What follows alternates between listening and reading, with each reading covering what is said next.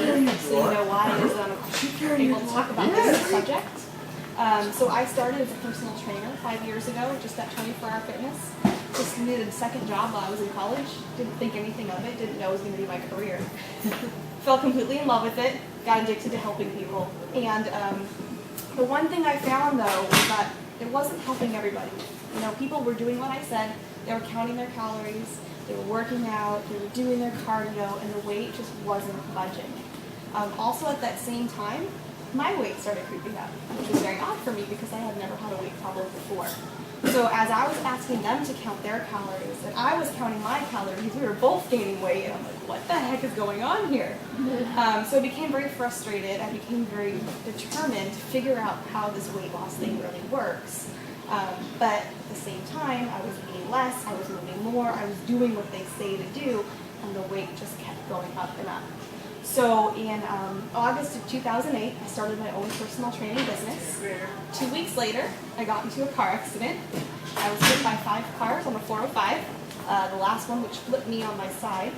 It was definitely one of those lucky to be alive, you know, very, very grateful. I was able to walk away with no broken bones. Did you have any broken bones? Nope. See, isn't that amazing? I just have anxiety well, when I'm on the road, and I do it for a living, so I'm like, that could be a problem. Yeah. There could be some beliefs that might want to be changed. So car accidents, you know, I think people go one of two ways. They either think, you know, this has ruined my life and now it's over, or it's like an opportunity. It's a life-changing event. And for me, it was a life-changing event. I was not conscious of it at the time, but in the first month, I was laying there on the couch, I couldn't move. I lost 10 pounds, just laying there. And it wasn't like I wasn't eating, you know. My boyfriend, God love him, but not the best cook.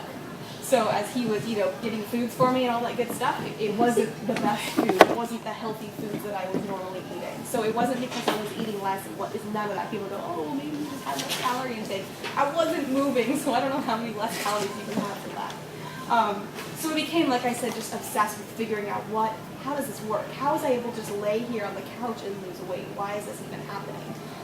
And that's when I found my certification program in food psychology.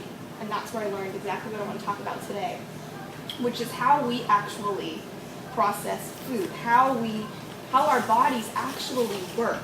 Because it's not about how much we eat and how much we move. It's so much deeper than that. And there's so much that goes on in the eating process, and I feel like there are people out there that say, like, food is just fuel, and like, that kind of sucks, right? I mean, food's just fuel, like, that takes all the pleasure away from it. That makes it so unfun. And let's get frank, I mean, people who are naturally thin, do they not love food? I mean, it's not like that's what keeps people thin, is like just because they eat carrot sticks all day. Not at all. So how is it that we can have this relationship with food that's really healthy and invigorating and gives us pleasure, and we don't have any of that stuff like this is bad or this is good or this is going to make me gain weight, this is going to make me lose weight. We just want food to just be food. And I don't know about you, but eating is like a hobby for me. I mean, I wouldn't say I'm a foodie, but, you know, I love it, and I love the experience of it. I love dining out. I love rich, great foods, and I appreciate food.